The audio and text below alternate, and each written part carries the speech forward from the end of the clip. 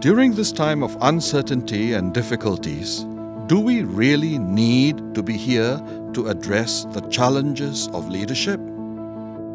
The answer is yes. We need leaders even more now to lead the way in the new normal. Because leaders are a special breed who rise to the occasion to thrive in the between. The between is an uncharted and unknown space, braved only by the enterprising. It is the hinges of leadership that require much wisdom, skill, and grace to navigate. It is a place of great potential, where the sky is not the limit, but only the beginning. It is the spaces in between where we learn to reframe, recover, and reinvent to rise in this life that we live. So, be prepared and learn from the best to navigate the hinges of leadership to thrive in the between. Welcome to Eagles Leadership Convention 2021.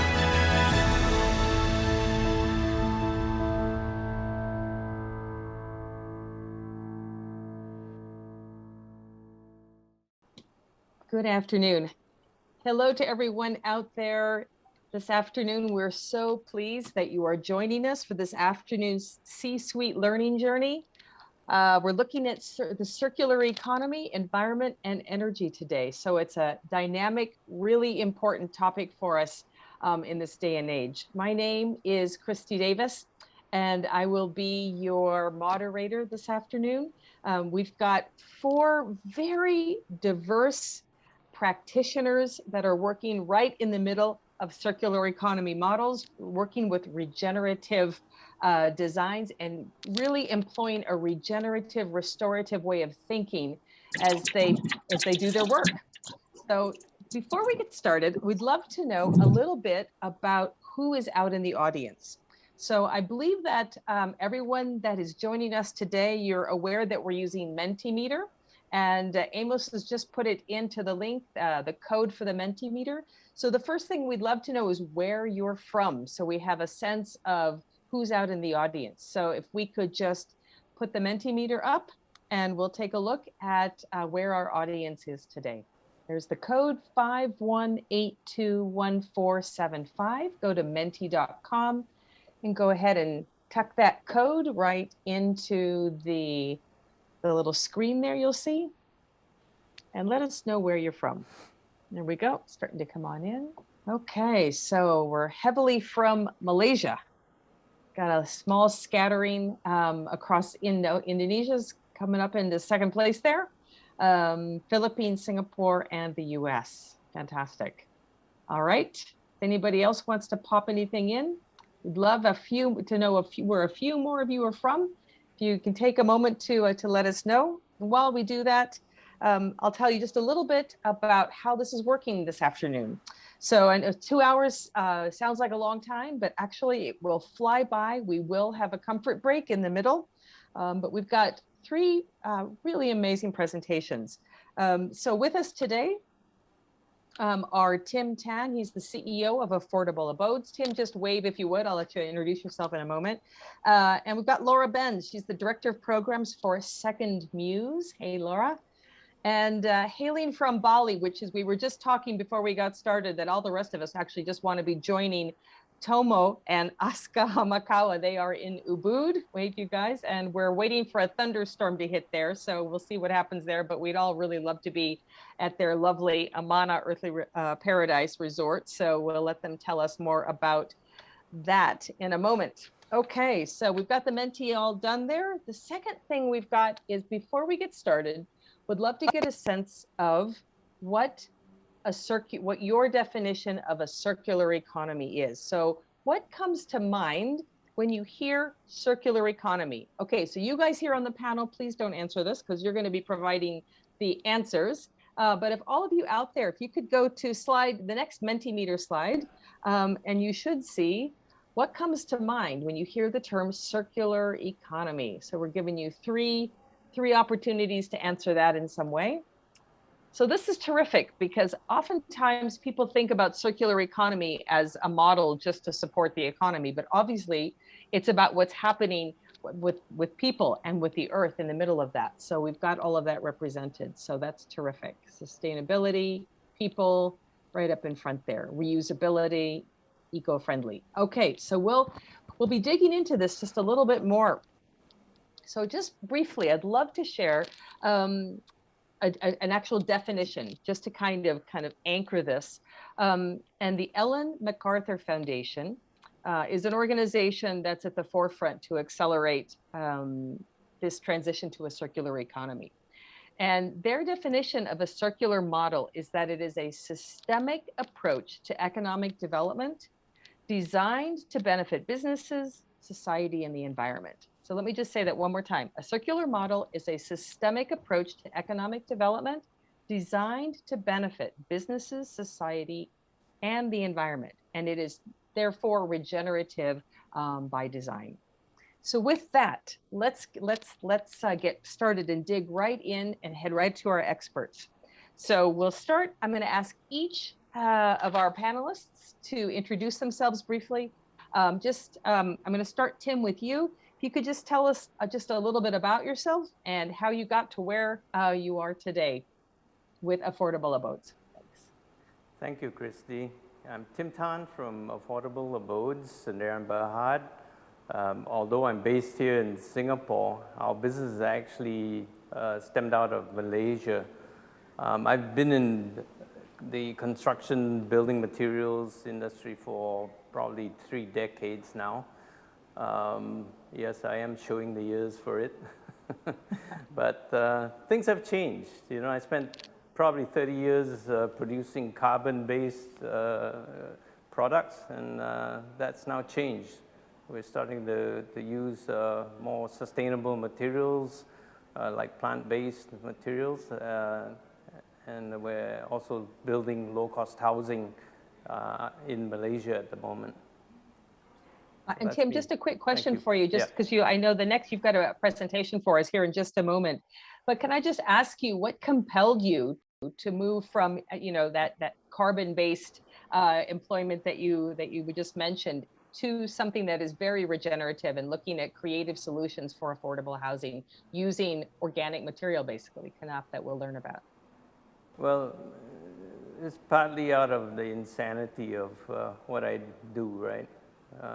You've got to be a little bit crazy. I've got a great mentor, Dato Kim Tan, and he pulled me out of my doldrums and taught me, that there's another way to build, and he showed me that there's such a material called hemp that grows as well in the northern hemispheres. And we went on this global trek looking for hemp-based products, and eventually, came up with some pretty good technology here, but I'll save that secret for later. All right, got it, the secret formula. All right, Tim, thanks so much. So on my screen, I'm just going to go down. I'm looking at Laura Benz. Laura, tell us a little bit about yourself, what you do, why you do it. Christy. Yeah, thanks, Christy. Really great to be here today. So I am a Kiwi. I was sad to see that no Kiwis are in the audience, but that's all right. I grew up in New Zealand, but I've had a bit of a nomadic lifestyle, I guess, over the last fair few years. Done a lot of work across Australia, Asia, East Africa, and I think through working with an INGO, a development agency, I've been really exposed to lots of different aspects, I guess, of circularity. My most recent work in Singapore was actually with a human-centered design agency, and I was lucky enough to touch a whole bunch of different sectors, including health, nutrition, disaster risk reduction, and building resilience in communities. And again, through those, this concept of circularity kept coming up. And where I am now in my current role at Second News as the programs director is really focused on building economies for the future. And when we say that, it sounds like great jargon, but it's really all about building a future economy for people and for the planet. So keeping those two concepts at the heart of all our work. My work here in Singapore and across Asia is really focused on the plastics part of circularity, and I'll be talking a lot more about that a bit later on, but really glad to be here. Fantastic. Look forward, because I know you've got some wonderful, very practical examples to kind of give us an idea of what that actually means in real life. So we'll look forward to that. Thanks, Laura. Great. Okay, and now we're headed over to Ubud. Tomo Hamakawa and Asuka Hamakawa, please introduce yourselves. Great, thanks so much. And it's such a pleasure to be here. Before we introduce ourselves, let me just give you a quick peek of where we are so you can have a... It is so cruel, Tomo. Is this cruel? We'll be talking about this later, but it's the Eco Hotel that we built and that we run. So we're in the office of this hotel property. My name is Tomo Hamakawa. This is Asuka Hamakawa. And we're both from Japan, but have been in Bali for the last 7 years. And I myself have been involved in the social entrepreneurship, philanthropy, and international development space for a number of years. And yeah, very excited to share a little bit about what we do as Earth Company and as Mana. Hi, I'm Asuka, the wife, and also the co-founder. Yeah, so with Tomo and I, we founded Earth Company. It's an NGO that supports change makers in Asia Pacific. And well, this was 7 years ago. And about 2 years ago, 6 months before COVID hit, which was like the worst time to start anything. We started this hotel, ethical hotel, conscious hotel here in Ubud, and we're going to explain more about it later. But yeah, I was born and raised in Japan, and my career has been revolving around climate change and disaster management. I lived in places like Tuvalu, Samoa, mostly Pacific Islands. That's my regional focus, and a huge focus on Asia and also Africa. So, when we came together and got married, and, I also worked in, I started off with the management consulting, but then I switched to climate change. And since then, I've been working in international development and nonprofit sector. And so when we got together, we really wanted to support people that will be able to make paradigm shifts in terms of the future of Asia Pacific, and that's what we do now. So we'll talk more about it later, but I'm very glad to be here. I'm so happy to have you both. That was just torture, but thanks for that.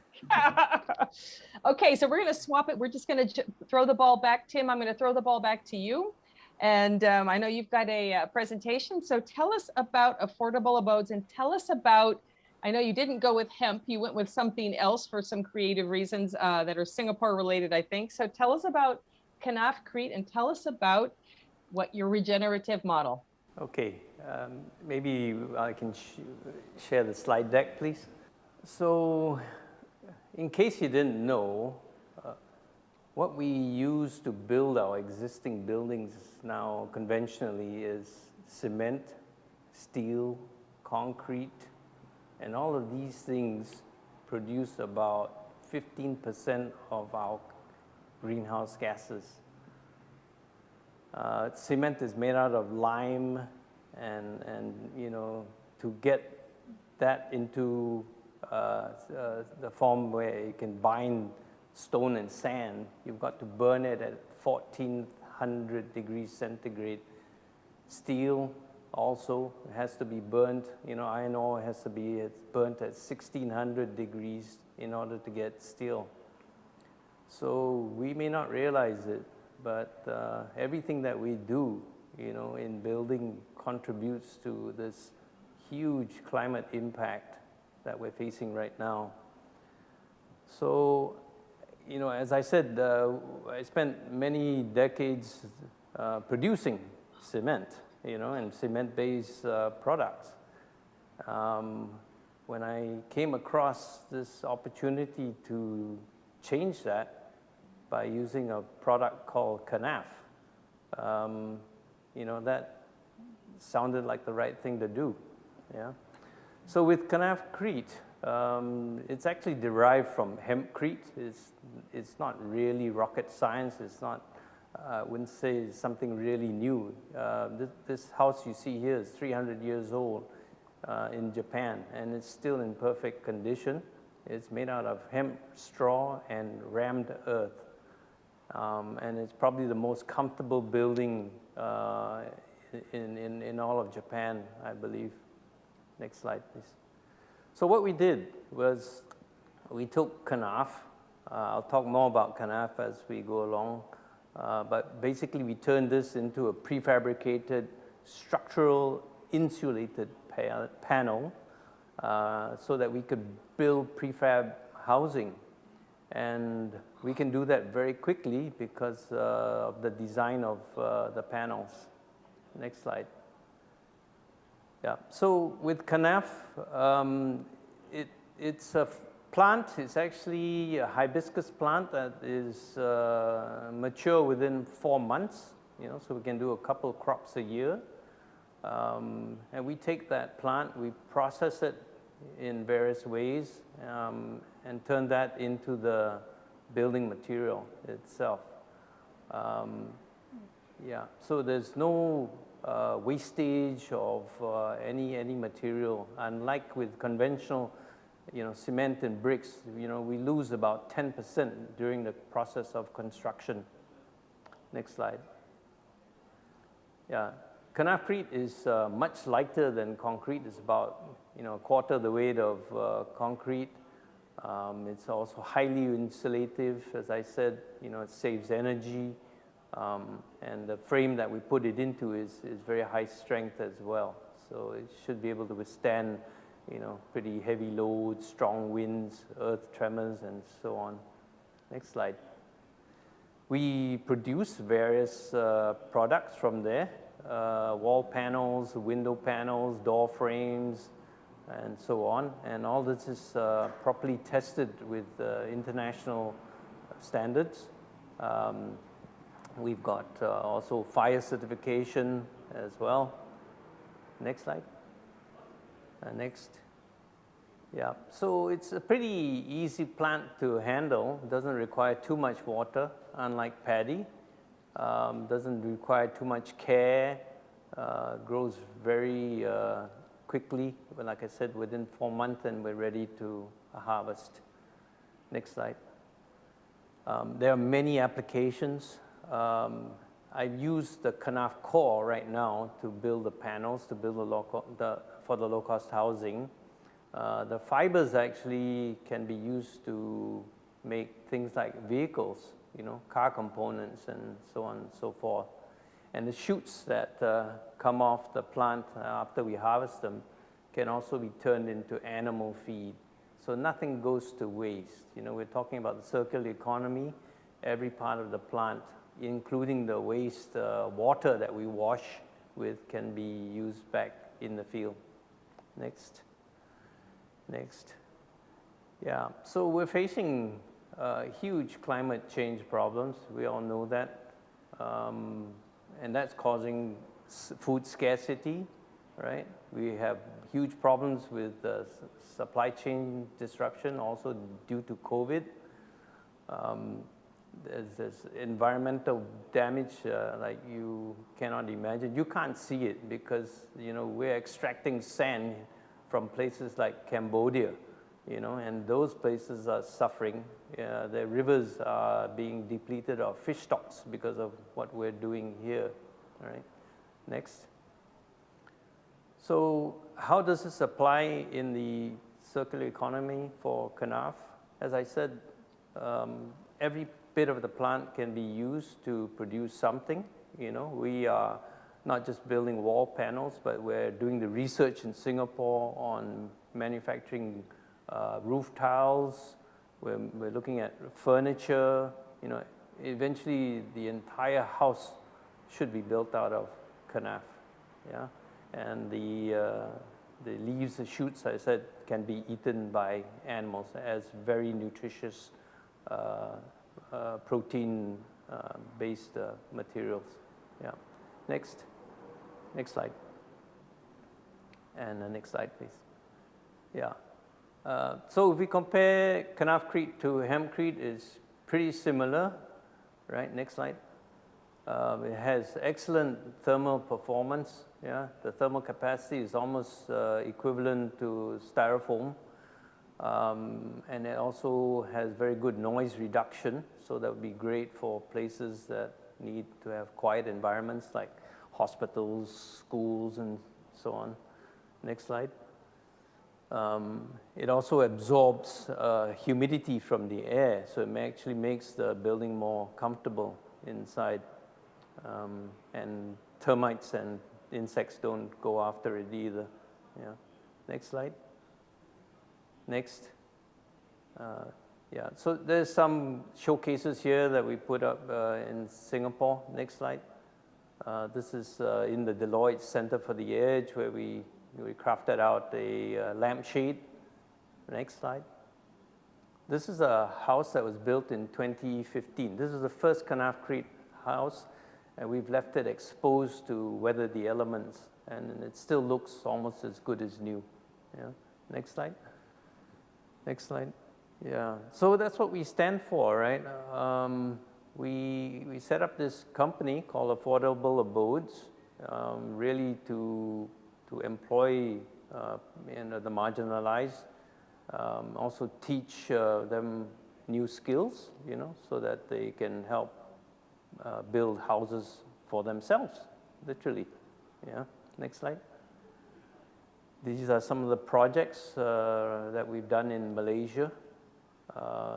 Some are for very poor communities, and some are also built by people who could not afford regular cost of building materials. So they came to us, and we helped them to build their homes. Next slide. The role of our company is really right there in the middle. Yeah, we act as a go-between to buy the raw materials from the farmers, and then we can produce our raw materials. But we have to make sure that we get good quality from them. So we also teach them how to farm the kanaf properly, how to process it in the right way, so that we get good quality raw materials to build for them. Yeah. And in the process, the revenue goes back to the farmers. Yeah. So really, at the end of the day, we're teaching farmers, how to literally grow their own homes, right? Yeah. Thank you. Actually, Tim, thanks so much. Actually, can we just go back to that slide? Beatrice, can we just go back one to I just wanted that value proposition slide. Possible to see that one more time? I just wanted to ask Tim a question about that. Yeah, Tim, just quickly before we go on, I think this is such an important slide, and this illustration of your value chain in the middle. Can you just tell us a little bit? I mean, how did you develop this? I mean, this looks like this must have taken some time. Can you tell us just a little bit about your thought process? And was there trial and error? Because I know you're working with a lot of a very diverse group of stakeholders, not just the people that buy your product, but the people that work for you and with you. Christy, I can only explain it one way. There's definitely a greater being in charge. It's not me. Yeah. Many doors have been opened for us, and many doors were closed. I believe the wrong doors were closed and the right doors were open. So I've got partners who believe, in what we do. We've got Garden Impact as one of our investors, and really it's not by chance. I think a lot of effort was taken, to help us to get to this point.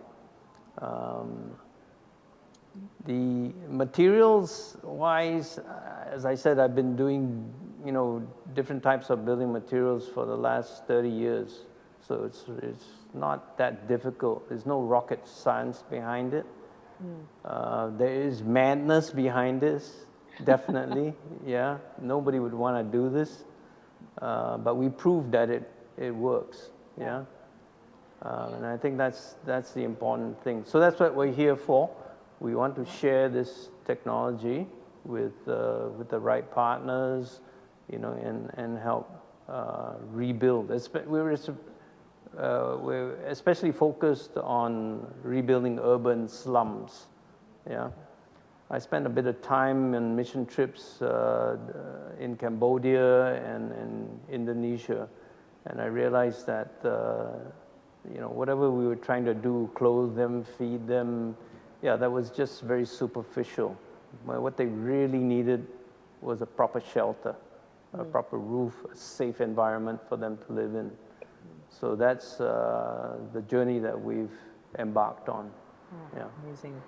Thank you so much for sharing this. We'll have more time with Tim in just a little bit. Tim, thank you for quite a remarkable story and quite a remarkable, clearly regenerative circular economy model.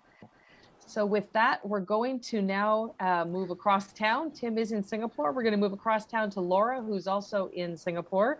And as Laura's going to be sharing some very practical examples from her world, kind of a different perspective, actually, and working at a different level. So Laura, I think we'll turn it over to you. Like Christy said, I've got a bit of a different perspective to bring today. Different from Tim and what Tomo and Aska will share, in that those are the people that are really involved on the ground running businesses, innovations in this space. The role that I play in the system is quite different, and as I share a bit more, I think it will become apparent why all of these different layers and all these different actors are really important to make the changes that we know we all need to make. So I'm not going to dwell on this problem because we're all aware of it, but what we'll be talking about today with me is plastic, the challenge of plastic pollution.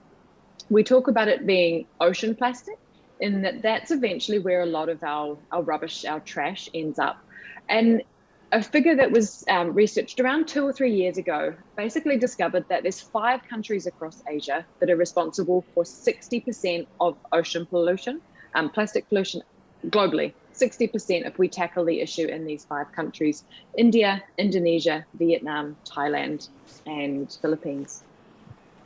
So to fix this, we need to think very differently about what we're doing today. And there's obviously just not one solution. We need to address what's happening in our cities, what we're doing with our materials. And I think, again, Tim, Tomo, and Aska have some beautiful examples in that space, the way we structure our businesses and what our economies look like. So how are we tackling this? Second Muse, the consultancy that I work for, exists to bring really this idea of people and the planet together with building future economies. So Second Muse works across a few different aspects. In the US, we're working on things like climate technologies, gender equity in technology and gender equity in innovation, youth mental health.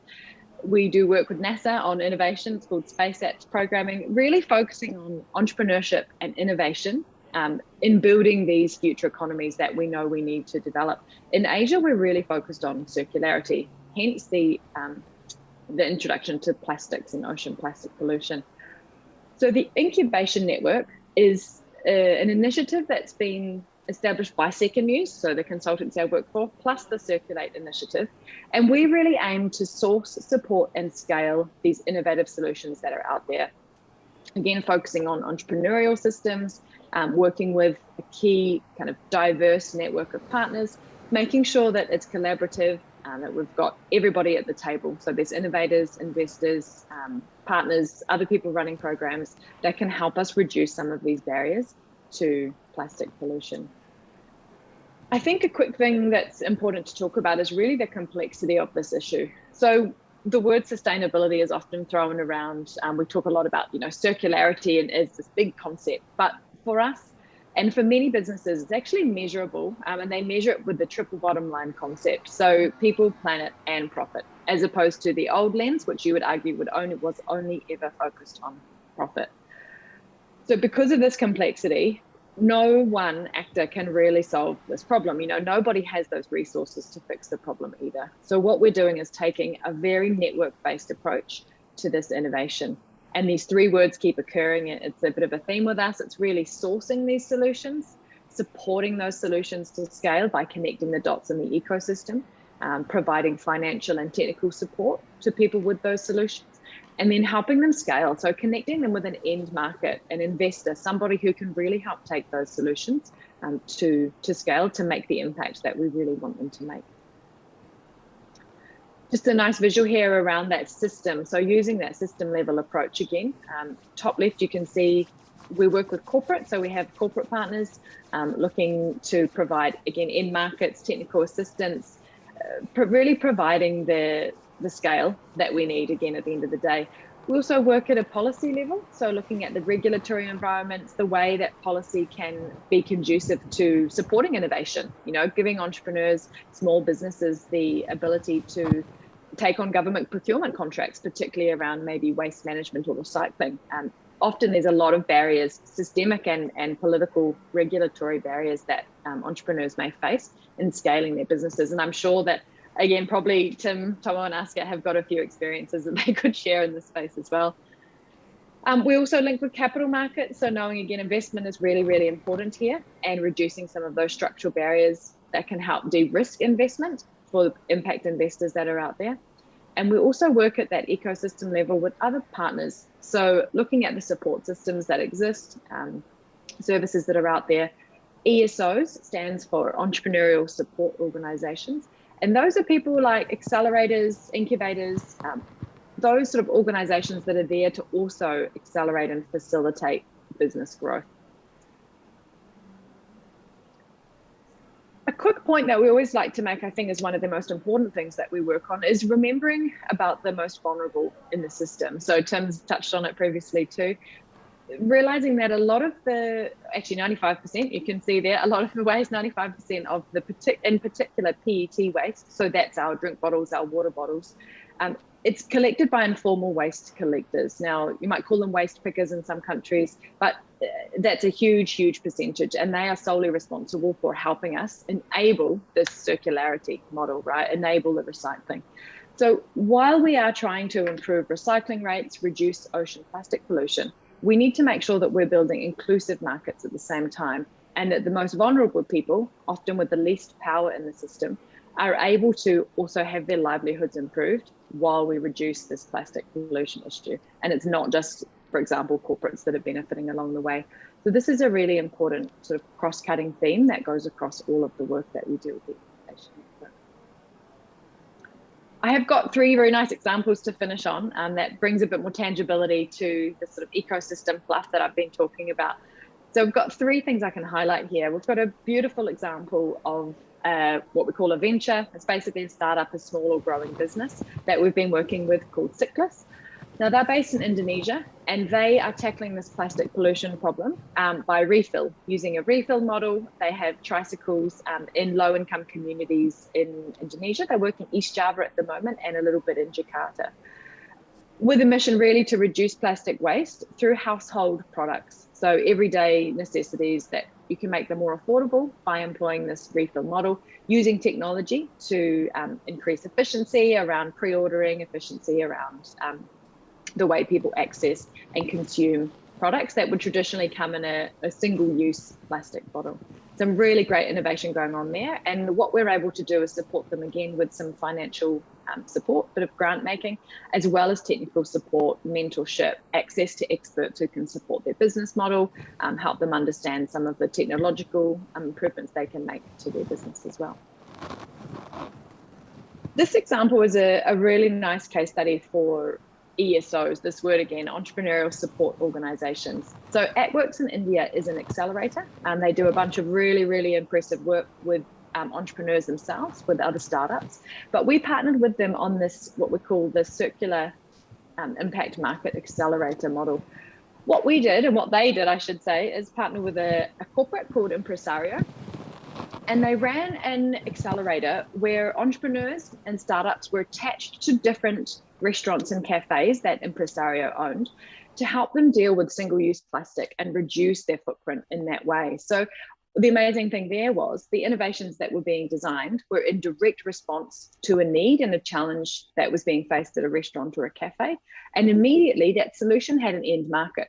So you can see that we haven't just got innovation happening in a vacuum. We've got innovation attached to a real world and very practical scenario that you can see in a bunch of restaurants and cafes now across India. Some really exciting scale there as well. At Works, we're able to partner with 23 different ventures, different startups, very smart entrepreneurs doing amazing things, and help them basically increase that adoption rate. And just quickly, the last example I have here is another one from India. We're currently working with an organization called Saha Zero Waste. Now, they are a social enterprise. They are really looking to focus on these informal sector workers that I spoke about before. So what we see there with this, sometimes call them the most vulnerable in this value chain, in this plastics value chain, is that the waste pickers usually have very little access to, or very little power over their own situations. You know, they don't have minimum wage in place. There's basically zero social security benefits. A lot of times, especially during COVID, there's been little PPE available to keep these people safe. It plays such a vital role in the circularity system for plastics. Often they're most exploited, as it says there. So what Saha Zero Waste are doing, and what the incubation network is able to support them to do and scale, is working with a team of these waste pickers. One of them, who is someone who's interested in starting their own business, has been elevated to become a social entrepreneur, surround themselves with other waste workers, and looking to integrate and really formalize aspects of their employment to improve their own livelihoods at the same time as reduce plastic leakage. So it's a win-win for everybody. Some beautiful things you can see there, you know, with giving the workers assistance to register their businesses, to become formalized in that sense, in the sort of government sense, access to banking, equipment, things like that, which will really help improve, again, their livelihoods, and encourage that entrepreneur to be scaling and doing bigger and better things for their own benefit and own learning. So some really nice examples there, and very inspiring, I think, the work that we're seeing our partners do on the ground. Thanks, Christy.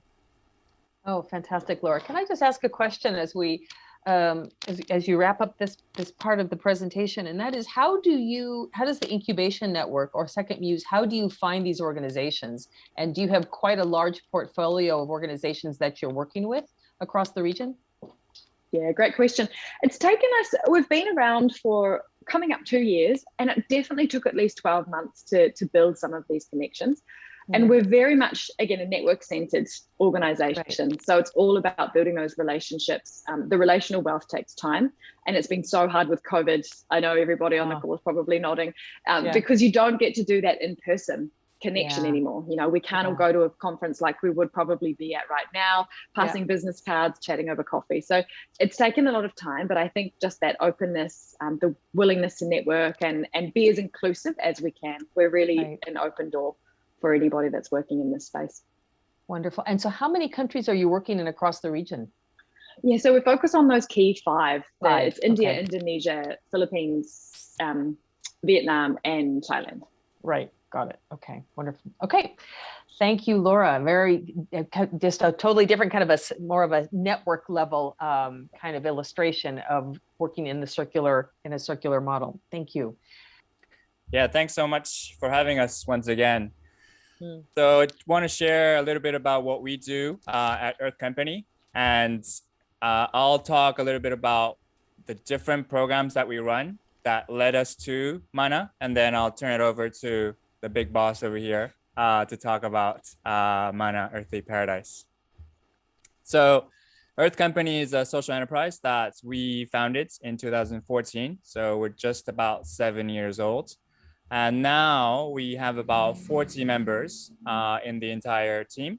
And that includes the 25 or so members who are involved in the hotel, restaurant, shop business.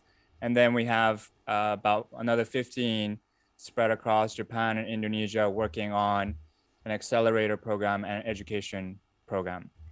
So these are the three that we work on. It's the Impact Hero program, Impact Academy, and Mana Earthly Paradise. So in terms of the Impact Hero program, what we do is we select one amazing, inspiring change maker from the Asia Pacific, and we support them for a 3-year period. And so I think that approach is quite unique for accelerators because we go pretty deep and we basically do anything and everything we can for each person. And as you can see from the countries and the sectors that are represented, we work in a pretty vast geography, and we are sector agnostic. We're really looking for life stories, life missions that are unique and we believe will really change the future of the region. And Bella, for example, is going to be running for president of Timor-Leste in a few years. We think there'll be more heads of state among these impact heroes and maybe Nobel Peace Laureates in the mix, hopefully. So we're really trying to find these kind of people in the early stages of their work. And starting this year, we're also we're supporting a cohort. So it's not just one individual. So we have 10 equally amazing change makers from around the region working on different issues. And so we've had a few sessions with them, and it's also, we learn a lot from them, and hopefully we are also contributing to their work as well. And with our impact heroes, we've raised fundraising is a pretty tangible and specific thing that we do for them. We've raised around 2 million for this program, and about half of which has been directly allocated to the building of clinics, schools, youth centers around the Asia Pacific. And the second program that we run is called Impact Academy. So basically we've been providing like SDGs training type of thing for companies and schools. And yeah, so we've been doing this for about 5 years now, and much of which was focused based in Bali before the pandemic. And we've shifted to online programs in the last year and a half. And this Impact Academy program is actually a big reason why we started Mana, started this hotel. And I understand it's quite unique for an NGO to be running a hotel. But what was happening before we had our own place was that we were running programs on sustainability and social innovation. We were visiting the Green School in Bali and like visiting other amazing social enterprises. But then the places that they stayed at night were not exactly sustainable. And so we felt this dilemma. We felt a bit guilty about not being able to practice what we preach in terms of accommodation that they were staying at. So that's why we decided to really have our own place that manifests and embodies the values and vision that we believe in. So that's when we started to build in 2018, and we officially opened in September 2019, so exactly 2 years ago. Again, worst timing ever to start any business, but especially a tourism business. We did not know that a thing called COVID will be happening in a few months' time. And so it's been an interesting journey, but I'll let Aska tell more about the Mana journey. Okay, yeah, so like Toma was saying, the fact that we're running educational programs, and the fact that our participants were staying in no so sustainable places, that's one of the reasons why we founded Mana. But as Toma was talking about, the vision, right, that we pose as an NGO, and which really is to create a future that we can pass on to the next generation, because that future right now is being threatened. And we're really the last generation who can do something about it, and a lot of experts and scientists have said that, and we wanted to play a role in that. So yeah, this hotel really is to create a future that we can pass on to the next generation, really to make the world a better place. And yeah, I will explain about a few reasons why we are doing this, and that involves a lot of the environmental problems that the tourism sector is creating, right, for places like Bali. For example, tourists are using about 2,500 liters of water per day. This is one tourist, right? While the locals are using only 180 liters. This is including all the water, that you drink, the food is being cooked, with using that water, or the water that's in the pool that you might enjoy, or the spa, the massage, and or the flowers that you might enjoy looking at, but they're, being fed all that water as well. So all of those included 2,500 liters. That's quite a lot, right? And if you're looking at the a waste, and tourist generates about 3.7 kilograms of waste per day, and the locals generating about 1/5 of that, right? And Bali doesn't have waste processing plants, and so basically at least half of that goes to the landfill. And it's been like this for the past 40 years, maybe 50 years, or even more than that. So, if you go to this place, it's eye-opening. It's like 33 hectares of like just waste, and like when you're there, it's shocking, the smell and the things that you see, you see all these cows and, children running around barefooted and, smelling all that polluted air and all that, like that's just really shocking. But, that this is basically what we're doing to Bali while, tourists enjoy the experiences and, they don't get to see that side of the tourism, right? But this is actually what's happening. Yeah. And then but a lot of tourists are starting to see the need to turn things around, right? And so the booking.com they came up with this stats saying that 83% of the global travelers think that there should be more sustainable options. So there's the sustainable market that's arising at the moment for sure. And we wanted to be part of the solution, not the problem. And that's why we started Mana. And it looks like this from the sky. And as you can see, there are solar panels. And then, so all the lights that we use at Mana are powered by solar. And as you can see, the red roof, we're using the red roof to collect rainwater. So we harvest rainwater, and all that rainwater goes into the underwater tank, which is underneath here in the parking lot. And then it gets filtered and it gets distributed to the rest of the facility.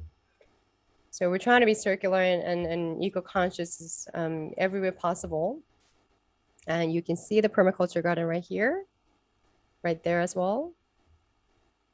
So what is Mana? Mana exists to make the world a better place. So we want to exemplify a truly circular and regenerative economy where the more profits businesses make, the better the world will become. So what we have right now is the opposite of this, right? But we wanted to do basically the opposite of that. And we have three things. One is eco villas, and then we have restaurant, and then we have a store. And starting with the villas, we use this technique called the earth bag houses. So it's very simple, it's very cheap, it's very fast. Basically, you fill up rolls of rice bags with soil, and then you make a coil all the way around. That's basically it. And so it goes really fast. It's also ecological because you're basically using just rice bags and soil and with water. And it has slow transfer, a heat transfer. It takes about 12 hours for heat to transfer from one side to the other. So, during the day, it stays pretty cool from the coolness from the night before, and then it becomes warm at nighttime. It looks like this from outside. You can see the solar panels. And then there's also the wastewater garden. So all the wastewater that gets used in toilets, shower, also in the restaurant, it goes into septic tank first, and then goes into the wastewater garden. And the wastewater gardens have plants that love wastewater. And so they filter the wastewater, and after it comes out of the wastewater garden, it's clear, it's transparent. And so, it's really important that you filter the water properly because, well, a lot of the hotels don't. And it really affects the well water, and that affects the health of children who drink from that well water, in the local communities. This is what it looks like inside. We're using reclaimed wood as well. So we built this hotel without cutting any tree. So all the wood that's being used is a reclaimed wood. We also have rainwater, eco shower heads. All our soap is natural. And we also have a dormitory because all these hotels, eco hotels, are usually really expensive, but we really want the younger generations to experience this kind of a regenerative experience. And so we have very like one inside the dorm, one bed is about $14 per night, so it's very affordable. Okay, in the restaurant, we do farm to table to farm. So basically, we grow our own vegetables in a permaculture garden, and we don't use any pesticide, no MSG, no GMO, no F1Cs, no additives, preservatives, or whatsoever. We try to be as possible. And the food waste goes into the compost. So that goes back into the soil, and that grows vegetable. So it's like basically, it's circular. It goes farm to table and then back to farm. And then in terms of the market, so we basically sell anything that's organic, eco, and ethical, socially minded, and local. So yeah, when you talk about circularity, a lot of people kind of just focus on the eco side of it, but then we think it's really important to look at the social side of it as well. There's social circularity as well. And we try to prioritize any products that are produced by NGOs or the marginalized communities, any products that would benefit to make things better for the marginalized communities, including women and disabled people, etc. We're also selling local products because there are a lot of local entrepreneurs that are really, coming up with great products. But then if you don't, if you don't deal with them, if you don't buy their products, then how would they ever grow, right? I mean, there are a lot of imported goods in Ubud or in Bali, and those are great too, but you're emitting a lot of CO2 just by importing those products, and also you're not contributing to the local economy or the entrepreneurship. So that's why we want to focus on local products. Here are some of the examples of things that we sell. A lot of the products are sold zero waste as much as possible. Some are upcycled products from waste tires. And we want to communicate with our customers exactly what kind of impacts they're making through buying our products. So these are the impact stickers we call. So each product or each brand has these stickers so that customers know when they buy products what kind of impact they're making to the world. And this is back in 2019. We were able to get this award, Sustainable Business Award, Indonesia. And we were just selected as one of the finalists for this regenerative hotel of the year. And I think the voting is going on until today. Today's the last day, so please do vote for us. And then last but not least, I just want to explain where we're trying to head. So this is how we explained how our world is shifting. So this Earth 1.0, we're calling it the conventional Earth or degenerative Earth, right? So this is a world where we developed, but then, while creating social and environmental problems, right? And we're trying to become more sustainable, which is, the Earth 3.0, sustainable Earth. And this is where the SDGs come in, right? But then this is a world where we're creating problems and then we're solving them at the same time. It's not an efficient way to go. But if we can get to the next level, that's a circular Earth, Earth 3.0, which is a world that minimizes problems. We don't create the problems to begin with so that we don't have to solve them, right? But if there's even another level, then we want to head to the regenerative Earth where our lives regenerate and improve the well-being of all lives on Earth. So we create well-being instead of issues. So that's where we want to head. So that's the kind of the vision that we have in our mind when we are operating our NGO and MANA in terms of circularity. So with this, we want to end this presentation and back to Christy. So actually, don't take your presentation down though, Aska, because we've got some requests for that QR code so people can vote for you. Oh, awesome. Okay. Oh, thank you. There you go. So nice. Yeah, so just leave it up there for a second. So if anybody, and just actually, can you tell us what is this award?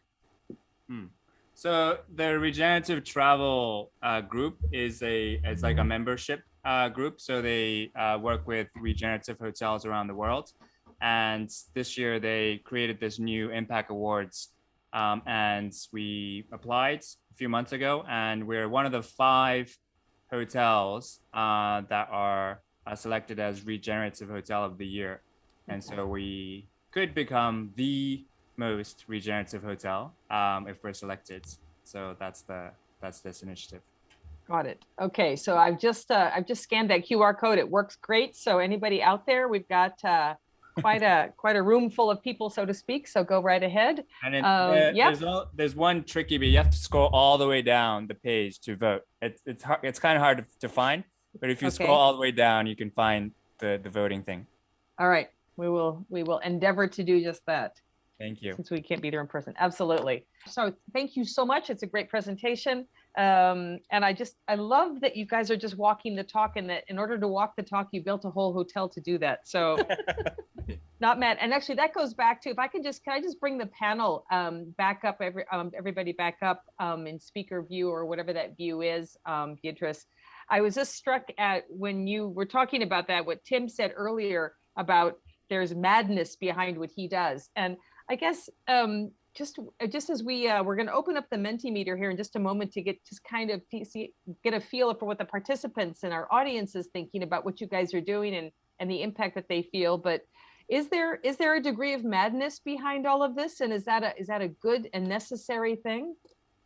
That's open up for any. Tomo and Asuka, I'm looking at you guys. You're the biggest thing on my screen right now. So why don't you guys talk about what kind of madness is in your hearts and your heads in order to have the courage and the boldness to move forward with it. Okay, sorry, we didn't know that was a question for us, because I was actually tossing it out to anyone, but you guys are the ones that I'm looking. You're the biggest on my screen right now. I think we're all pretty mad to be doing this circularity and social innovation stuff. So, but I guess we'll share a little bit. Yeah, I think it's totally crazy. I mean, we never thought we'll be hoteliers a few years ago, and it's our first time, doing anything like this in the hospitality industry. But we really felt like this is the way to demonstrate. I think we're in this important phase in the sustainability, circularity, regenerative area where we really need a lot of good models right now. And I think if we can establish good examples, good case studies, I think the rest will follow. And so this is our way of kind of contributing to this space. But we're definitely learning by doing. We're not perfect at this. So yeah, I think it's definitely a journey. Mm-hmm. Laura, what about you? Because you're working actually at a network systemic level. What about you? Yeah, completely agree. There is a bit of madness, and I think you just have to really. Someone wrote "walk the talk." I just saw on Mentimeter before, which I love. We've got two perfect examples on the call that we've already heard from, right? Tomo and Asuka and Tim as well. For me, I think the thing that I find most inspiring are the people that we get to work with every day, that I'm lucky enough to work with, Asuka's and Tomo's and Tim's, that truly believe that they can make a difference, and everybody has to start somewhere. So yeah, it's really inspiring. Tim, you should talk more about the madness, I think. Yeah, Tim, because you were kind of in more of a traditional type of corporate mode, and you're doing something quite remarkable, very need-driven, value-driven. You want to talk a little bit about the madness in your heart?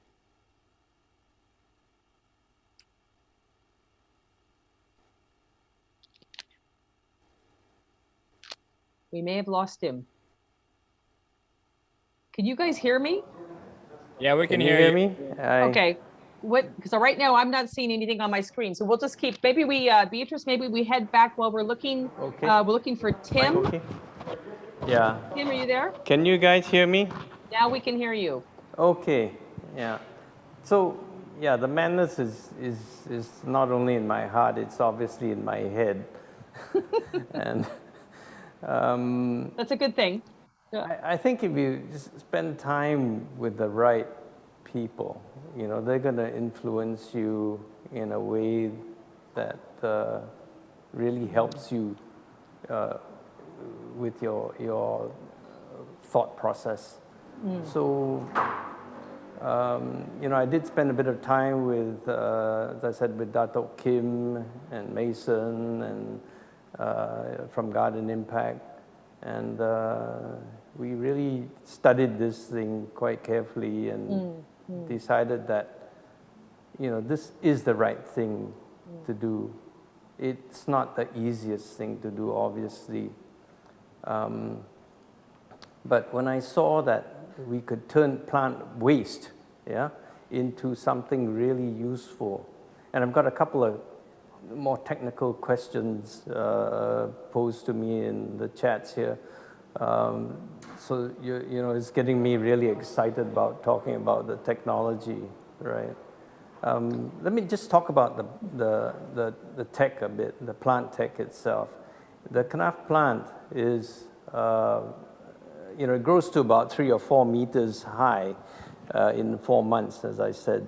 And when we harvest it, the fibers come off the stem, and this fiber can replace fiberglass. The core is just a dry woody thing, you know. What we do is we chip it up into little short shivs like toothpicks, and we take post-industrial waste lime and mix it to produce the kanafcrete, right? The kanaf core actually replaces sand and granite, right, which is finite.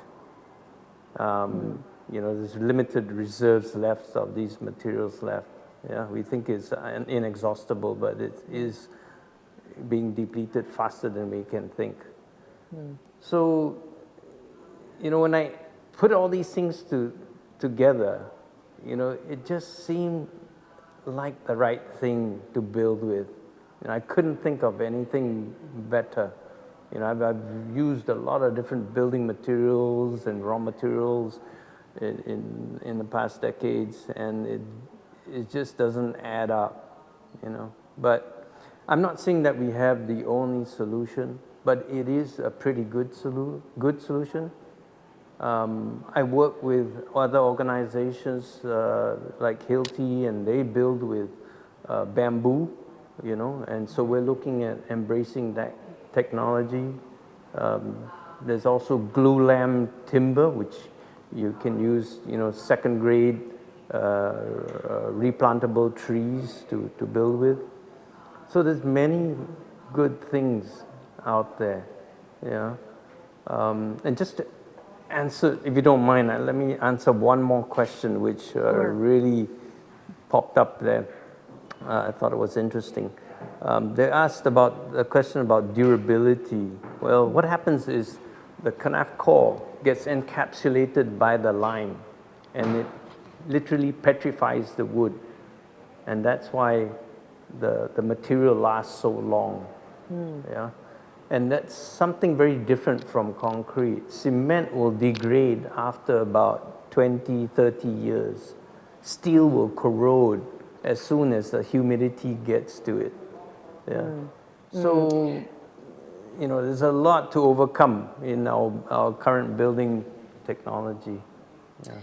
That's so interesting. So just ask the audience. So there's Tim. We're just having a little bit of video challenges there. But one thing I'm struck by with what you're saying, Tim, but actually it's in all of your presentations. If I think about the mentee question that's on slide 3 that I know many of you are already answering, what impacted you the most in hearing these experiences?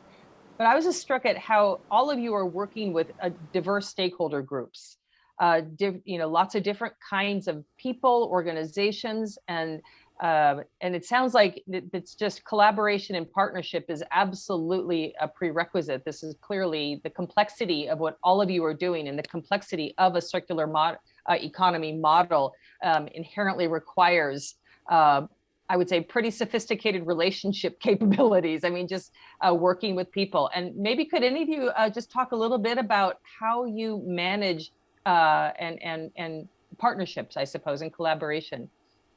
Hi, can you guys hear me? Yep, go for it. Okay, great. Yeah, I think the partnerships is everything, right? I mean, just take our hotel Mana as an example. We don't come from a hotel background. We don't come from, you know, hospitality background. We relied so much on expertise and support from so many people, right? And we had to fundraise. We had to hire ecotech consultants. We had to get Earthbag experts. We had to get bamboo experts, and then in order to operate our shop, we're working with, dozens of vendors in Bali and Indonesia. We can't possibly do this alone.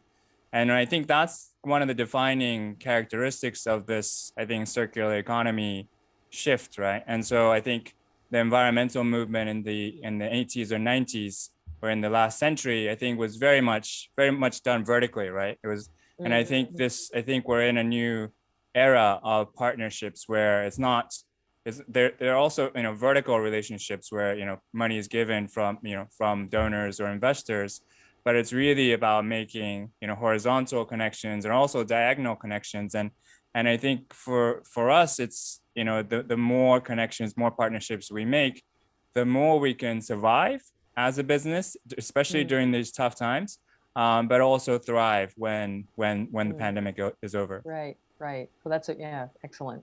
Thank you. Laura, how about you? You're working at a more systems level. Tell us about just kind of partnering and collaboration and the importance that it has for the work that you're doing. Yeah, completely, and agree with what Thomas shared as well. The power of some of these solutions can only be recognized or achieved throughout this collaboration, right? I think for me, it comes back to that point that no one person or one actor in this whole system can solve these problems. It's going to take collaboration. So I think the role that we play, again, it's so far less tangible than the other beautiful examples that we're talking about, but is really the broker of voices or the convener, acting as someone who can bring these people together, connect the dots. I've seen a few nice comments around like funding and how do you get investment, and that's where we try and come in and play a role. We can start out with some early seed grants and then connect them to actual investors who might be able to give funding, or connect to a corporate partner who may be able to possibly fund a pilot for some of these ideas, and really working at that marketplace level, a system level, to support, encourage that collaboration, connect the dots with people who aren't aware of some of these amazing ideas that are out there, or aware of being able to identify the need and figure out what can fill that gap. Yeah, it's really at the heart of everything. Got it. Terrific. All right, so why don't we let's bring the Menti up. I know, because we've got and just for those of you, the question on the Mentimeter, I believe it's really just in hearing these different stories, 3 different perspectives, 3 different from practitioners in this circular space. What's impacting you? What are your impressions? Feel free to add more there, because after we finish here, we're going to be taking a short break. When we come back, we do have a chunk of time for Q&A to dig into some of these questions. So we can spend a little bit more time. But the Mentimeter, if we could pull that back up if it's possible, so we can all just see what's populating there. There's the code that's being shown. Can we take a look at what is coming up? I'd love to see what kind of is popping up on there. While we wait for that, there we go. Let's see, can we get that full screen, please? I can see it really small. There we go, great. So we've got some questions, and so we'll have an opportunity. We've got another Menti slide coming up that you can be putting specific questions in there, but yeah, let's just see what else is impressing you or just empower, or questions that you have that we can answer after the comfort break or the coffee break, I guess, whatever break. Let's see here. I'm just taking a look. How to be clean and sustainable, learning by doing. Actually, that would be an interesting question just for the next round, is what would you guys do differently? All of you are experimenters in a sense. I'd be very curious if you had kind of advice for the rest of us that might like to be putting our toe in the water of this model, or just to participate in it in some way. That would be terrific. We just need more awareness and more connections to it together. Yep, intentionality. I mean, and actually just being bold to take a step forward for sure. I don't know. I was just thinking, you guys over in Ubud, you've got this wonderful hotel, and Tim, you're in the construction. You're kind of in the construction business. That seems like kind of a marriage made in heaven potentially. Yeah. In fact, after we spoke in one of our earlier meetings, we actually did a virtual handshake to to say that we want to explore bringing. Oh, the video went off. That's okay. I can hear you. There you are. You're back. Okay. Okay. Yeah, and so we're trying to expand in our property here, and we want to build some new buildings. And so one of the things we want to do is basically explore using Canafcrete.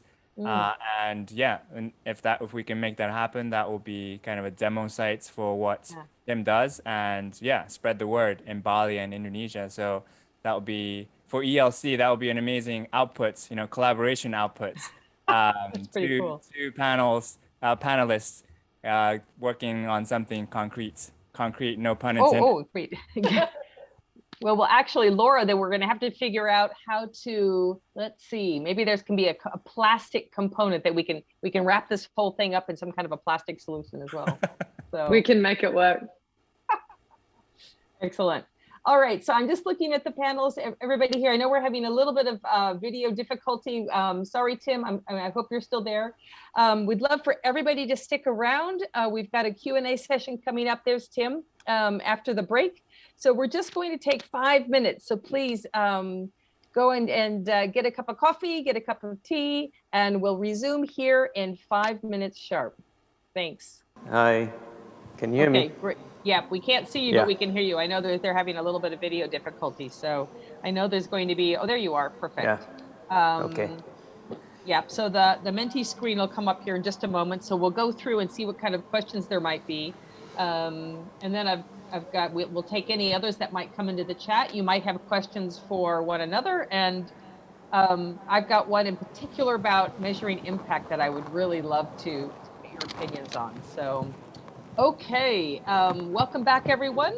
We're into the second half of our session on circular economy models with a wonderful panel here. We've got Laura, we've got Asuka and Tomo Hamakawa calling in from Ubud, and we've got Tim right there in the studio. I know we can't see you, Tim, but we know that you are there. Oh, there you are. Wonderful. Okay, so if we could just bring that Menti question back, please, Beatrice. So much, and let's see what it has to say. Okay, let's see. Not very clear on how you're managing those plastic waste that your company is collecting. How do you recycle them, for what and where? Maybe you'd like to explain just a little bit more about how you work with your partners and your organization, your partner organizations, Laura. Yeah, sure thing. And great question, and very practical question, which I love.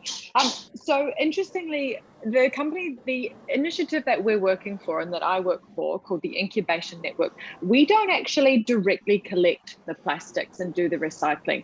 We support partners to do that.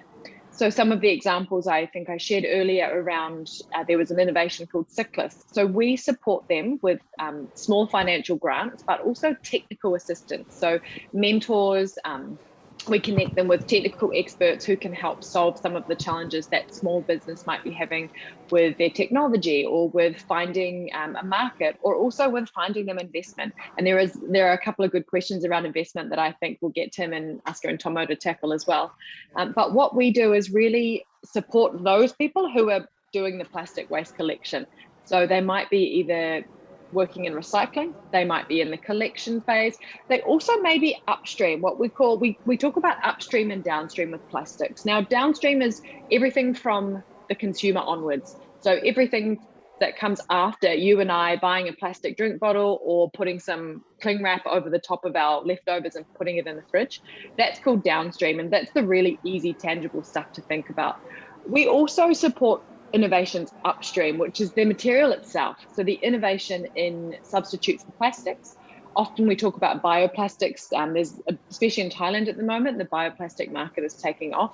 That's using alternative materials, maybe like algae. People have seen, you've seen seaweed used as an alternative to plastic, as a virgin plastic monomer or polymer that can go into a plastic-like material. So we work in the innovation stage, supporting innovators, supporting technologies to grow. We also work down in the collection and the plastic recycling processes itself, be that what they call mechanical processing, which takes plastic and turns it into pellets, which can then be used again in plastics. So that's true recycling of plastics. There's also downcycling, which is things like pyrolysis, turning it into oil, which then can go back into formation of recycled plastic again. So lots of different things, but we're kind of the middleman. So we support the people that do all these amazing things on the ground. Great, thanks, Laura. And actually just on financing, actually, I'm going back to, there was a question that was raised actually just in the previous screen about kind of, what people were impressed by or impacted by. And this was to Tim and Tomo and Aska. Because if you've got the passion and an idea like yours, but not necessarily the finances, it is a complex, some might argue it's quite a complex model, this kind of a circular model. Can you guys talk a little bit about how to find a partner, or how you've managed to actually finance the madness, so to speak, finance the wonderful idea that you've got? Maybe I'll try and tackle that Okay. question first. Call TBN Asia. That's the Transformational Business Network Asia. We have a whole host of resources that we can help with, not just financing, but even in business formation, technology. Christy also heads up the expertise network, so she knows tons of people who can help you.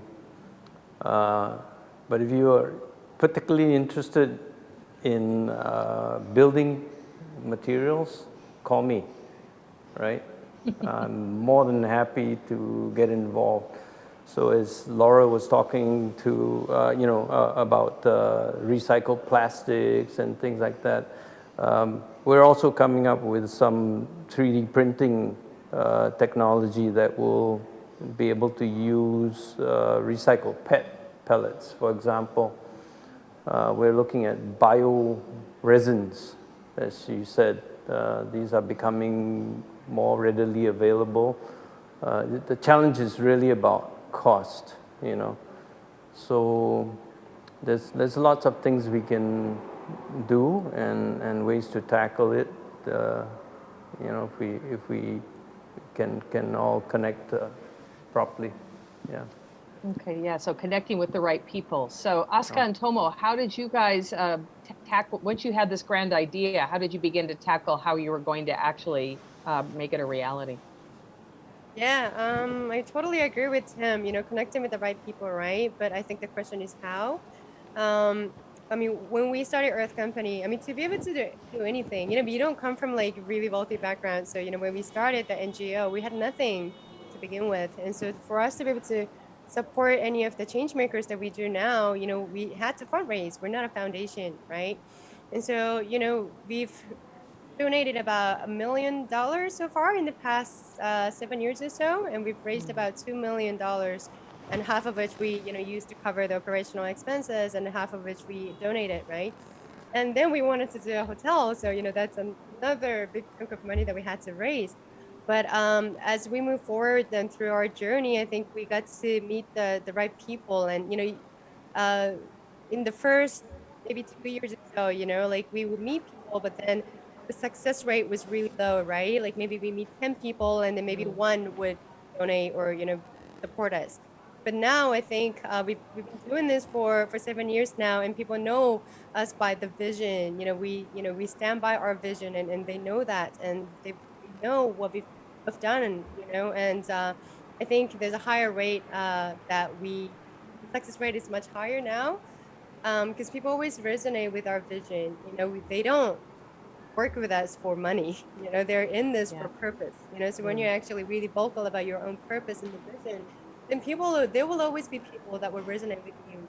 And as you run a business, there will be crisis like this pandemic, but those investors that stay with you for the purpose, they will be the one that will support you through the crisis, not the ones that are in it for the money. And so, connecting with the right people, I think is really important in this journey, especially.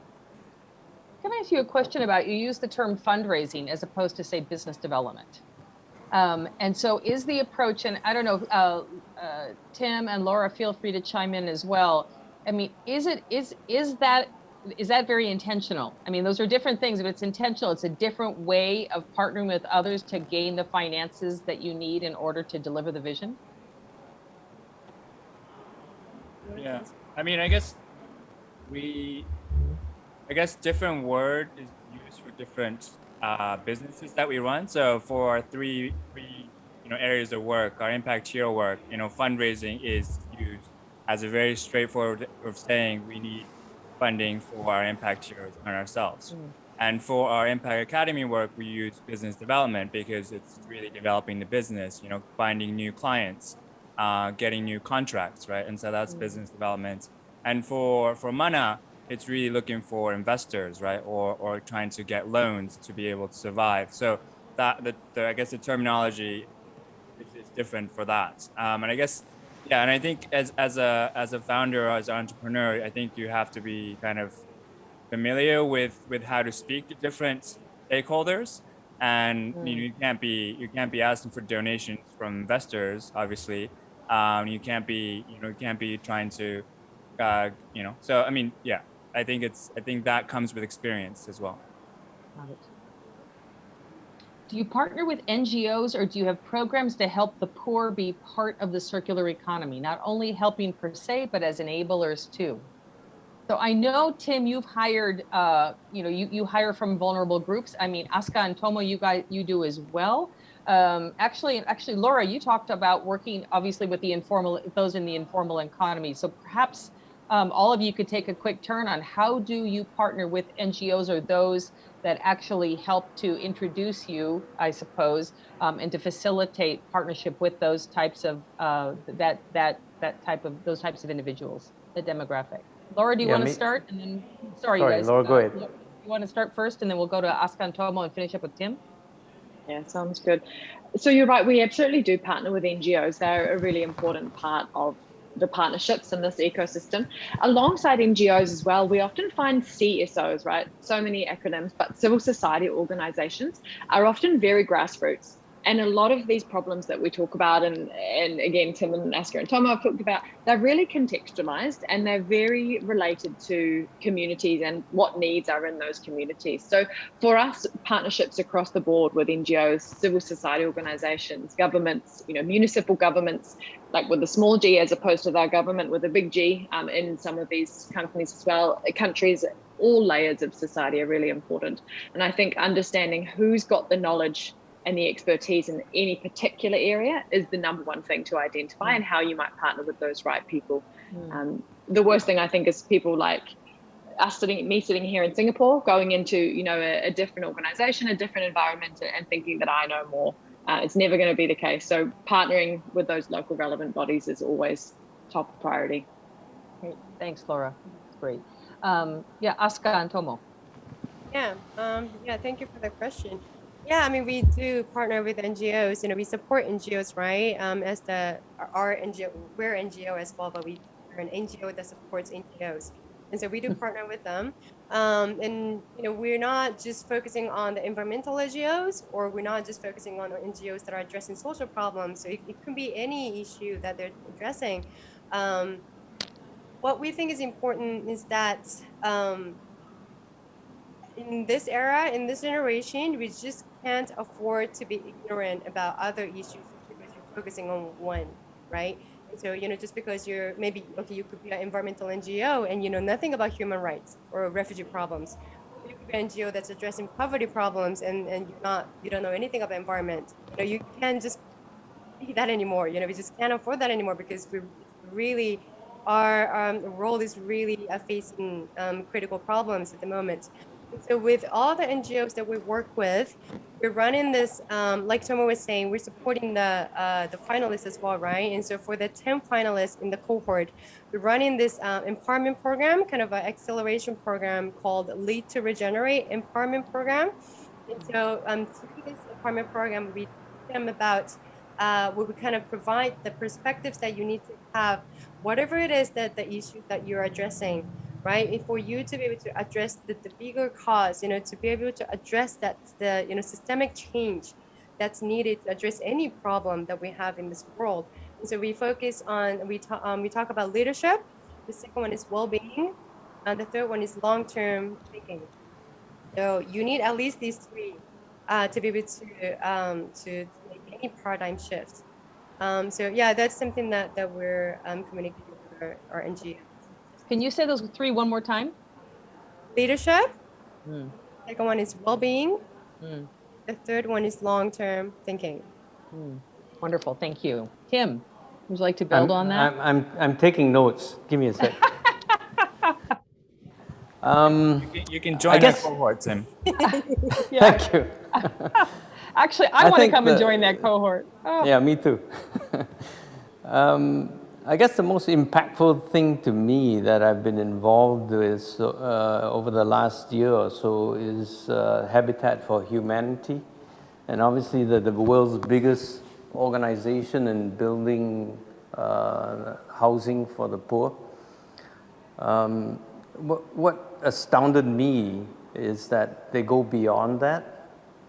They have foundations that sponsor entire programs to help entrepreneurs such as myself to scale up their businesses, to hone their business, expertise. But beyond that, I think what is really valuable is that we can connect within a cohort, with parties in Myanmar, Cambodia, Indonesia, Philippines, who have all got this central common theme, right, to overcome the lack of housing. And it's very encouraging to see people like this, So similarly as with the class here you're holding today, right? This is a learning session for all of us, Christy. We're learning from each other. We're learning from Tomo and Aska and Laura, how things can be executed. It's not talk. It's like you say, it's the walk. They're really doing something about it. So it's very encouraging to people like myself to engage with them and to share the ideas. So events like this are extremely important for the entrepreneurs, I think, to connect and, just to recharge ourselves and remember that we're not alone. We're charging all in the same line. We believe, I think we all believe that we'll actually get to that point where we can really solve these problems. So that's thanks to that's a really nice segue. Actually, so you guys are all here solving problems, and I think that the people that are joined and heard your stories are probably very interested in solving problems, who are being part of that process. I think something that interests me is impact. And so, as a circular economy model is inherently complex. There's a lot of moving parts. How do you track impact? How do you decide what impact you're actually going to track? Then how do you create a mechanism to track it? How do you report that? How do you turn that data into usable information that then not only helps you, create a more efficient and effective process, in that model, but also that you're communicating to your stakeholders and to your partners in a way that they can understand and act on that as well.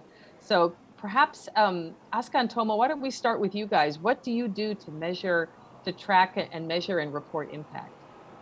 Yeah, great question.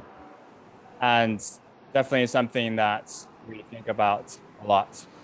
And for our hotel business, one thing that we do, and if I can share my screen here, is using this dashboard that we built with the help of a very generous consultant a few months ago.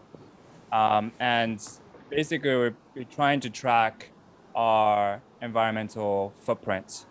And specifically in terms of energy, how much energy are we using? So if you look at like the fourth row, the grid, so how much grid are we using? Because we also have solar panels, but we have regular electricity using the state-owned enterprise PLN. as well as looking at LPG in the hotels because we have hot water using LPG. Kitchen also uses LPG, so that gives us total energy. And then we're also monitoring water usage. Even though we're using rainwater, we want to track how much water we consume because because we also have a backup well in case the rainwater runs out. And so we want to monitor that. Also waste generation, right? I guess connected to what Laura has been saying about waste management. And I think unless you measure, you won't know how much damage you're making, right? And you won't know how to decrease, how to reduce your footprint. So I think measurement is really the first step. And the reason why I put the dotted line around the right hand side is because we just started using this a few months ago, so we haven't set targets yet. And the next immediate step is really for us to set targets based on a few months of data, and then see how much can we realistically reduce our energy, water, and waste generation over time. So that's a very specific way of measuring impact. Do you guys measure aside from, so what about, are there other aspects of impact that you report on? Yeah, good question. Yeah, I mean, impact in terms of the social aspect is very difficult to measure, right? One way that we're trying to figure out is that so for any of the vendors that we deal with in our store, before they join our store, we give them this thing called the Earthly Survey. And in that survey, we have a lot of criteria, and we asked them to sort of tell us like, are they whether they are like 100% Indonesian owned company, or are there women involved? How many women do they hire? And how many Balinese people? How many Indonesian people they hire? We figure out like how much impact we're making to the local economy or to the Balinese economy. And so we asked them like whether we put any chemical, any additives, any are they completely ecological? The packaging, pretty lengthy process. Sorry, this is a snack that I have right next to me, but as you can see, it's gluten-free, egg-free, dairy-free, no preservatives, very loud and clear. And so these are the types of products that we sell. Yes, they have packaging, but yeah, we also try to prioritize plastic-free products, so zero waste concept as well. Okay. That's something that we track. Got it. Thanks. Thank you so much. Laura, how about from your more networked kind of you're up here, how do you look at impact? Yeah, really, really important aspect of our work. And I also just quickly love the rigor that Tomo and Aska that you guys are implementing there. It's really inspiring, I think, as well for us to see. That's so good to see on screen. For us, we have something quite similar. So the incubation network has two different funders. On one side, we're funded by an impact investment firm. They raised a huge fund called the Oceans Fund. There's, I think, 106 million was raised from corporate investors, and some of that money comes to us to really facilitate and support these entrepreneurs and these solutions to grow, to become investable. Hence the interest of an impact investment fund and something like what we're doing. The other funder that we have is Global Affairs Canada. Now that's the kind of development arm of the Canadian government. And it gives us this beautiful mix between the importance of development outcomes and measuring outcomes and well-being of, again, the most vulnerable. We have a really strong gender mandate and gender equity, which, again, Aska, I love that you touched on that, capturing that sort of data around women, women empowerment, entrepreneurs, what impact and influence they feel like they have in the system, and how we can increase that and empower them is really important for us as well. Then we have the measurement that needs to come around growing business. So we look at how many entrepreneurs have we worked with, how many have been able to grow and become investable, may have received a corporate partnership or some sort of investment. So classic old school development, we have a log frame, we have a massive logic model, we have theory of change that sits above all that. And I think I'm personally responsible for about 66 indicators that we have across the board. Anything from metric tons of plastic waste diverted from the environment right through to number of informal waste workers who have been positively influenced by one of our programs. So huge breadth. I could talk for another 2 hours on this topic, but yeah, really, really passionate about it. And again, super inspiring to see what you guys are doing across there at Mana as well. I love that. Fantastic. Thanks, Laura. Yeah, you can't beat just a good old-fashioned log frame. Not very sexy, but very effective tool for just kind of tracking all those indicators out. Tim, are you still with us over there? Can't see you yet, but can you share a little bit about how you look at impact? Yeah, definitely a very important aspect of what we do. There's a couple of measurements that I want to talk about. One is the environmental. For every house that we build, we're absorbing about 4 to 6 tons of carbon dioxide through the planting process. So that's quite an important numerical to look at. That is equivalent to the carbon emissions of one vehicle, or 1 to 2 vehicles per year. Yeah, 4 to 6 tons. So obviously, the more that we can do, the better it is for the environment. The second thing that we look at is incomes. Incomes of the farmers that we engage in planting the kanaf, and also the incomes of the people who work with us. So we know that many of the farmers are single crop farmers, and if there's a crop failure, they'll go hungry for that year. Now, if they're fortunate and they have access to planting kanaf, then they'll have a second income, right? Or an income that can help substantially help them. Kanaf revenue actually is equivalent or slightly better than planting paddy for Malaysia. And I think the third thing I would like to look at in the future is how it impacts the occupants of the houses.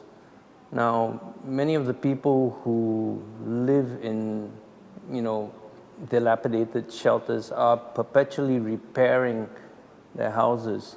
They're constantly looking for water and, not spending time on looking for work, right?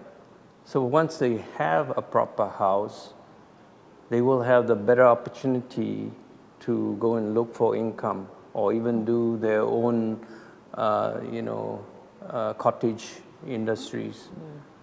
So that's something I'm trying to measure next, and we know the results are going to be much better when they have a good, safe shelter over their head.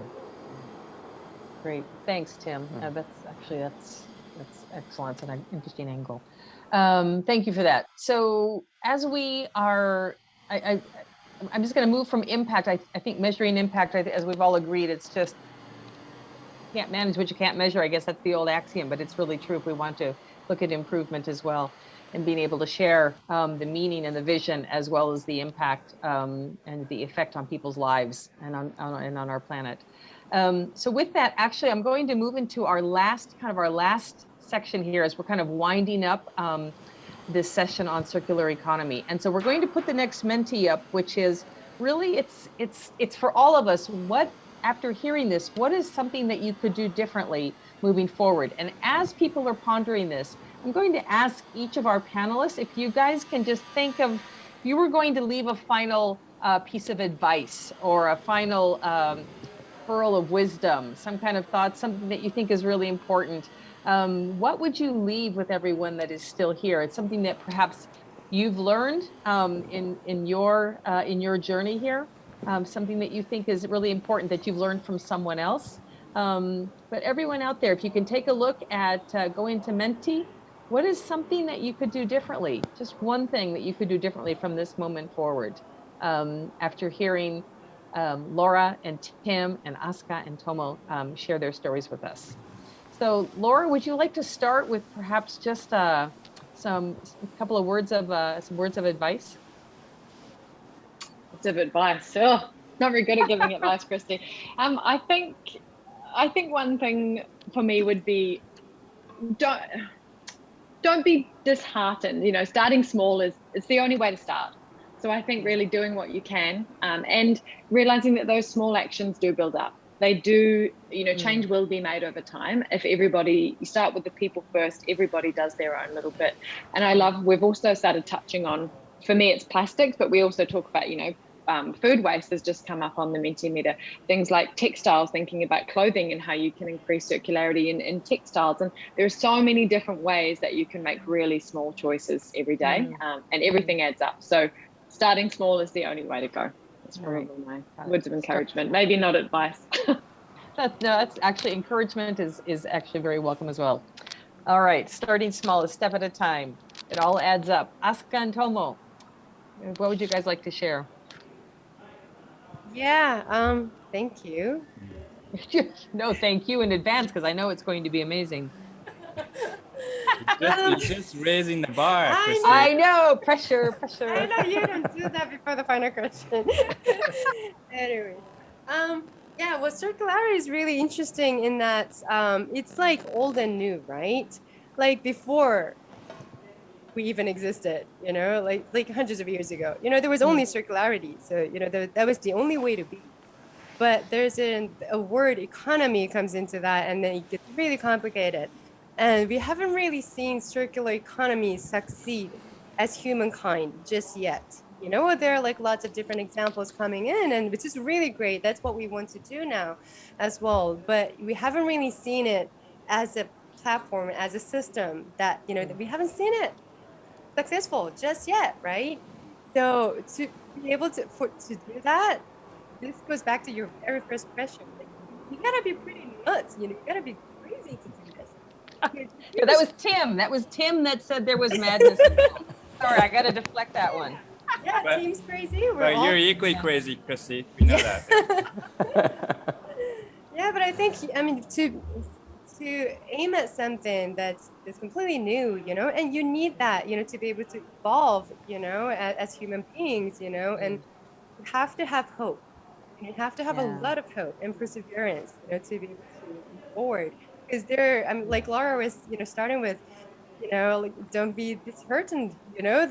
I mean, when you're doing something in environment, it's discouraging. You know, the more news you read, the more stats and, you know, figures that you see, and it's really discouraging, right? But then you have to have hope, and we do have hope. That's why we keep going, right? But when you have hope, when you have a vision, there are people that resonate with you, you know, so don't give up. You know, there will always be people. And, you know, that network is, you know, expanding more and more. So, yeah, I'm pretty hopeful. Yeah, fantastic. Thanks. For me, I think it's about like humility and legacy. I think we at Earth Company, we often use this proverb, we don't inherit the earth from our ancestors, we borrow it from our children. And I think if we can really embody that in our daily lives, if as society we can really realize that that we want to give this world, give this economy, give our community, you know, back to our next generation, I think the world will be a much different place, much better place. And I think it's also about, you know, your legacy, right? And, you know, as much as your work might be great and your contributions might be grand, like you're really a drop in the ocean, right? And so how do you want to pass this on to the next generation? How do you want to be remembered? And I think those kinds of, you know, long-term view can really will give you a clear idea of what you should do, what you can do, what your role is. And so I think those perspectives are really important. Thanks, Tomo. Absolutely. Tim.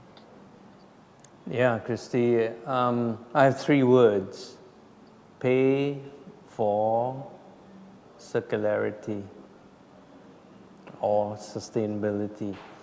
Now, what I mean by that is that you don't have to pay more. If you look at what Laura and Tomo and Aska are doing, they're giving you very affordable solutions, just as I am, you know. But you have to consciously make the decision to buy those choices. So that's what I mean by pay for circularity. Let me give you a very real example here, right here in Singapore. We built a landfill facility called Pulau Semakau in the south of Singapore. That landfill was meant to last at least 60 years. It is almost completely full now. Why? Because we put construction rubble in there and we didn't think of recycling it at that time. Today we are paying for that, right? We have started to recycle building materials, but it's way too late, you know. Other places, you got plenty of land, you know. You cannot abuse that resource. You've got to take what you can and turn it back into something useful, yeah. So there's a real example, you know. Singapore is paying this price. It's a very painful price. But yeah, so the message is to you know, get the message of manna, you know, get Laura's message out there, get the Kanaf Creed story out there, and help, you know, everyone with you know, giving them opportunities to solve these problems. Mm-hmm. Thanks, Tim. Pay for circularity. Step at a time, have hope. And Tomo, the proverb, we don't inherit the earth from our ancestors, we borrow it from our children. Did I get that right? Yes, perfectly. That's a great final word. So on that note, actually all of those notes, heartfelt thanks to our amazing panel. Actually, you guys are just amazing people. And for all of you out there, if you don't know these guys, they are amazing, amazing, courageous people, all four of them. So I'm thrilled to know all of you. And it's such a pleasure to have spent the last couple of hours with you. Thank you to everyone. We're finishing almost on time, just a couple minutes over. I want to thank everyone that's joined us today.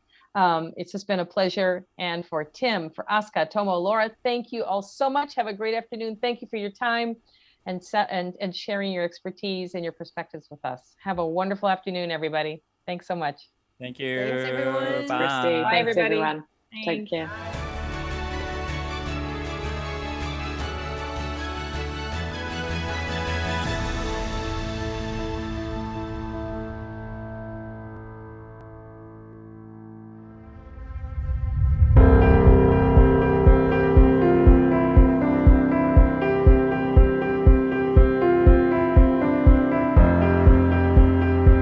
Eagles is a very unique platform to bring together people who are like-minded, people with the same intention to transform communities, especially in this Asian region.